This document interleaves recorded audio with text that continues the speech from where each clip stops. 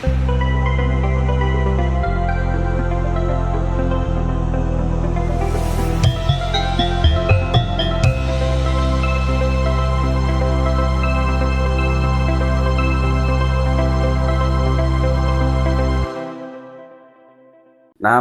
Buddhaya, salam sejahtera untuk kita semua.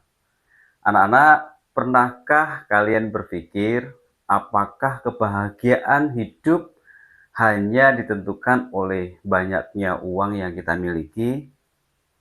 Di tengah kehidupan modern yang penuh persaingan dan tuntutan materi, manusia sering diajarkan untuk mengejar kekayaan sebagai ukuran keberhasilan hidup. Melalui pembelajaran hari ini, kita akan mempelajari perekonomian dalam perspektif ajaran Buddha. Ajaran ini tidak hanya berbicara tentang uang dan harta, tetapi juga tentang keseimbangan hidup, ketenangan batin, dan tanggung jawab moral. Tujuan pembelajaran kita adalah agar kalian mampu memahami konsep ekonomi dalam agama Buddha serta menerapkannya secara bijaksana dalam kehidupan sehari-hari sebagai seorang pelajar.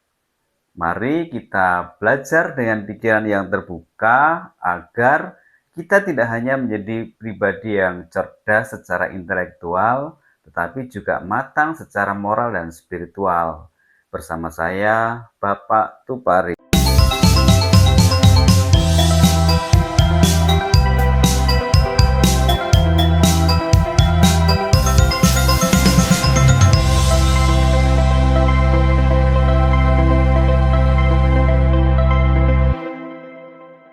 Anak-anak, dalam kehidupan sehari-hari, ekonomi sering dipahami sebagai urusan uang, harta, dan pemenuhan kebutuhan materi.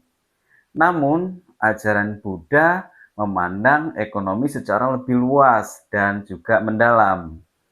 Perekonomian tidak hanya berkaitan dengan kepemilikan materi, tetapi juga menyangkut cara memperoleh dan menggunakan harta tersebut. Ajaran Buddha menekankan kesejahteraan sejati mencakup kesejahteraan lahir dan batin, keharmonisan sosial, serta keseimbangan hidup. Di tengah kehidupan modern, manusia mudah terjebak pada keinginan untuk memiliki banyak harta. Ketika keinginan ini tidak dikendalikan, ia berubah menjadi keserakahan yang justru menjadi sumber penderitaan. Oleh karena itu, Buddha mengajarkan bahwa materi memang diperlukan untuk menopang kehidupan. Tetapi materi bukanlah tujuan akhir. Yang terpenting adalah kesadaran ketika etika dan kebijaksanaan dalam mengelola materi tersebut dikembangkan. Anak-anak, sekarang kita bahas alasan Buddha mengajarkan ekonomi. Buddha memahami bahwa manusia tidak dapat menjalani kehidupan tanpa kebutuhan materi. Kecukupan ekonomi membantu seseorang hidup lebih tenang dan memungkinkan praktik kebajikan serta pengembangan batin berjalan dengan baik. Namun, kemiskinan yang ekstrem dapat mengganggu ketenangan batin. Sementara, keterikatan berlebihan pada kekayaan dapat menumbuhkan keserakahan dan kecemasan. Karena itulah Buddha mengajarkan jalan tengah, yaitu memahami kebutuhan hidup secara wajar tanpa terikat secara berlebihan pada harta. Kekayaan hendaknya diperoleh dengan cara-cara yang benar dan digunakan untuk tujuan yang baik. Dalam ajarannya, Buddha menjelaskan bahwa harapan duniawi seperti kekayaan, nama baik, dan kehidupan yang nyaman hanya akan membawa manfaat sejati apabila dicapai dengan perilaku bermoral dan digunakan dengan penuh tanggung jawab. Anak-anak, dalam ajaran Buddha terdapat pedoman yang sangat jelas tentang pengelolaan ekonomi, yaitu dalam Sigalawadah Sutta. Dalam sutta ini, Buddha mengajarkan penghasilan hendaknya dibagi menjadi 4 bagian agar kehidupan berjalan seimbang dan tidak menimbulkan penderitaan. Pertama, satu bagian digunakan untuk memenuhi kebutuhan hidup sehari-hari, seperti makan, pakaian, pendidikan, dan kesehatan. Hal ini bertujuan agar seseorang dapat hidup layak dan tenang. Kedua, digunakan untuk pengembangan ekonomi, misalnya sebagai modal kerja atau pengembangan keterampilan. Tujuannya agar penghasilan dapat berkelanjutan dan tidak bergantung pada orang lain. Ketiga, satu bagian disimpan sebagai tabungan atau cadangan untuk masa depan. Tabungan ini penting untuk menghadapi keadaan darurat agar seseorang tidak terjerumus pada hutang. Pembagian ini menunjukkan bahwa Buddha tidak menolak kekayaan, tetapi menolak pemborosan dan keserakahan. Ekonomi menurut Sigalawadah Sutta mengajarkan keseimbangan, perencanaan, dan tanggung jawab moral. Anak-anak, sekarang kita bahas tentang 4 bentuk kebahagiaan ekonomi menurut ajaran Buddha. Buddha menjelaskan bahwa ekonomi tidak hanya diukur dari seberapa banyak harta yang dimiliki, tetapi dari cara memperoleh dan juga mengelolanya. Pertama, kebahagiaan karena memiliki. Kebahagiaan ini muncul ketika seseorang memiliki harta yang diperoleh melalui usaha yang jujur dan benar.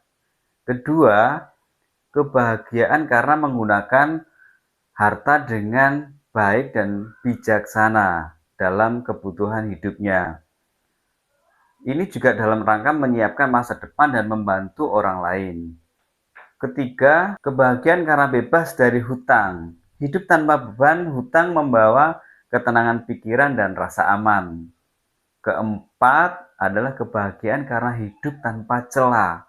Kebahagiaan ini lahir dari perilaku bermoral, jujur, dan juga tidak merugikan orang lain. 4 kebahagiaan ini mengajarkan bahwa kekayaan seharusnya menjadi sarana untuk hidup lebih baik, bukan tujuan utama dari kehidupan. Lalu bagaimana penerapan ekonomi dalam kehidupan sehari-hari sebagai seorang pelajar? Nah, meskipun kalian sebagai pelajar belum memiliki penghasilan, pemahaman ekonomi menurut ajaran Buddha tetap penting untuk dikembangkan.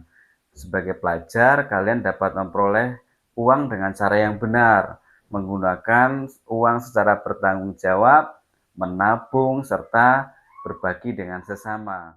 Pelajar juga diajak untuk menghindari hutang yang tidak perlu dan membiasakan hidup sederhana. Melalui sikap ini, pelajar dilatih untuk hidup moderat, disiplin, dan juga beretika dalam menghadapi persoalan ekonomi di masa depan. Sebagai simpulan, ajaran Buddha tentang ekonomi menekankan bahwa keseimbangan antara kebutuhan materi dan kebahagiaan batin itu penting. Kekayaan hendaknya diperoleh dengan cara-cara yang benar dan digunakan juga secara bijaksana untuk mendukung kehidupan yang bermoral dan harmonis. Sekarang, coba renungkan sejenak. Apakah selama ini kalian sudah menggunakan uang sesuai dengan kebutuhan? Apakah kalian mampu mengendalikan keinginan demi ketenangan batin? Anak-anak, semoga pembelajaran ini memotivasi kalian untuk hidup cukup, bertanggung jawab, dan penuh kesadaran dalam mengelola materi. Untuk memperdalam materi, silahkan akses materi lanjutan dan tugas refleksi melalui LMS belajarbuddha.id dan juga mengunjungi kanal YouTube Bergabi. Mari kita akhiri pembelajaran hari ini dengan doa, semoga kita semua mampu menjalani kehidupan yang seimbang, bijaksana, dan penuh kebajikan. Sabe sata bhavantu sukhitata, semoga semua makhluk hidup berbahagia. Sadu, sadu, sadu. Namo Buddhaya.